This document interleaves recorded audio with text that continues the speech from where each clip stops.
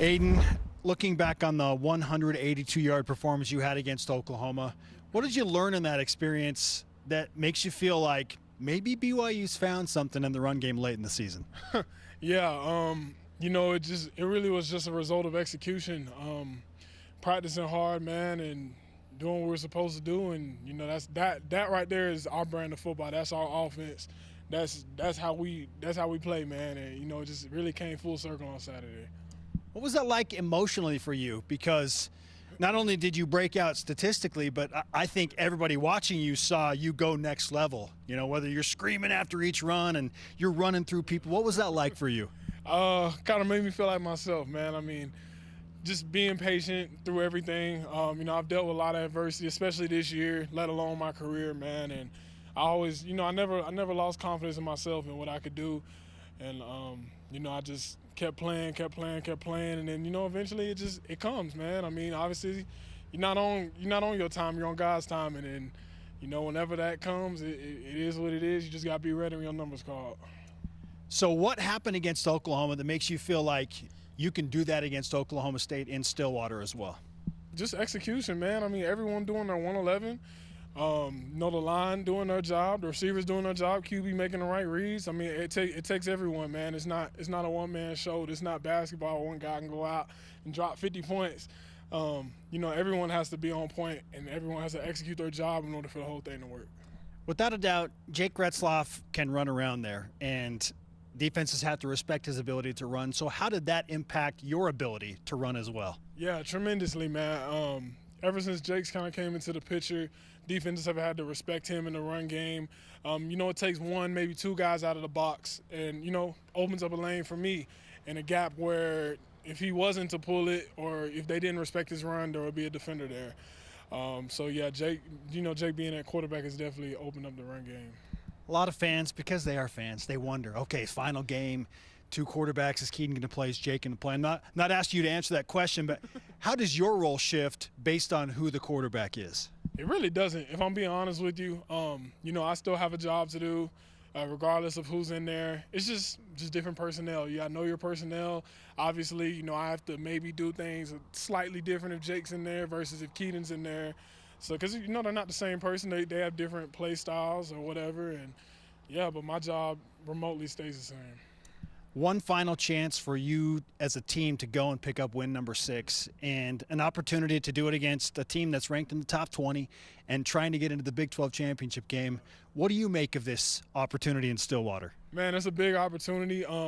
This is why you come to BYU, man, to playing games like this, to play in the Big 12 conference, week in and week out. There's no weeks off, man. I mean, every game, every single week we're playing someone who could be in the top 25 or is in the top 25. It's one or the other, or has been in the top 25. So, it's a tremendous opportunity, and we're ready. I feel like we're ready. We respect all of our opponents, and it all starts with practice. We come out, we practice hard, and just making sure we're prepared to win on Saturday.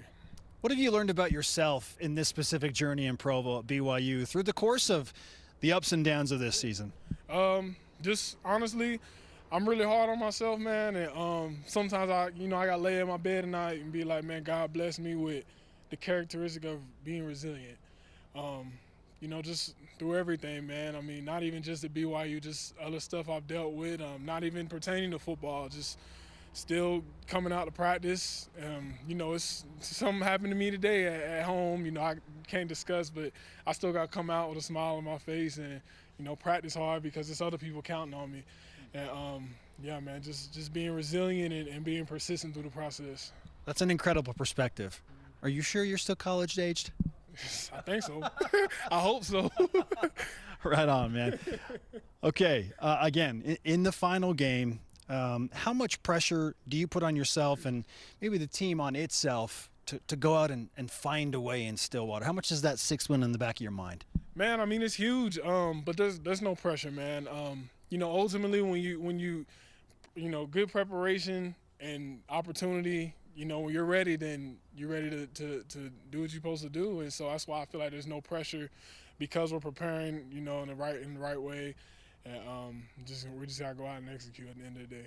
You've watched plenty of film on Oklahoma State. You know what they're going to try and do defensively. They're multiple.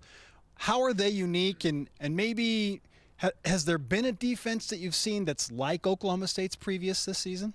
Oh, yeah, for sure. We've played a couple defenses that kind of have a similar structure to what Oklahoma State does defensively, just as far as pressures, fronts, and various linebacker alignments. So I feel like, we're kind of experienced in what they do with their 3-3-5 defense, and we're prepared to attack it.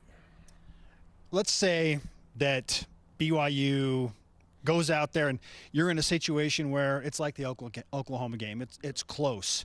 What did you learn in the Oklahoma game that will help you if you get into a similar situation against Oklahoma State? That's tough. It's a 4-quarter game, man. It is a 4-quarter game. Going into Oklahoma, we knew it was going to be a battle. We knew that's not a team you're just going to steamroll over. I mean, it's Oklahoma, man. It's all 60 minutes. Be ready to battle all 60 minutes. Each quarter, we just kind of had to talk to ourselves, keep each other up. Going into the locker room at halftime, let everybody know it's 30 minutes left. It's 30 minutes left. Lay it all out on the line, man. This could be some of the guys' last time playing at home. And, man, just give it your all. You want to look back in your life 30 years from now and just be like, man, I remember my last time playing at LES, and I just remember I gave it all. We might have lost, but I remember I gave it all. Yeah. Mm-hmm. I'm ready to go. All right, let's go. Let's go do this. It is Thanksgiving week, and so naturally I got to ask you, what's your go-to Thanksgiving dish? See, look, I don't want to say mac and cheese. Obviously, I feel like mac and cheese is the answer everyone's going to give you. I love mac and cheese, but I'm gonna go with collard greens, man. I'm going to go with a different side. I'm going to go with a different side. Okay. Obviously, like I said, everyone loves mac and cheese. Everyone loves a good turkey. It depends on who's making the turkey, too. It totally depends on who's making the turkey. But I'm going to say collard greens. That's probably my second favorite side. It's a healthy option, Aidan. That's another mature answer here. Dessert? Do you have a favorite dessert on Thanksgiving? I'm a cookies and brownies type of guy. But, look, I like pies, though. I like pies and cheesecakes. Not a huge fan of, like, cakes with icing. I don't really like icing and all that stuff. But okay. I like pumpkin pie, apple pie, chess pie. I don't know, someone making good brownies. Coach Harvey's wife makes great brownies. She puts Oreos in them, man. Like, yeah. So that's probably my go-to dessert right there. Great stuff, Aidan. We appreciate the time and wish you a happy Thanksgiving week. Let's give you some BYU Sports Nation karma to go out and ball out in Stillwater. Yeah, no doubt, man. See y'all on Saturday.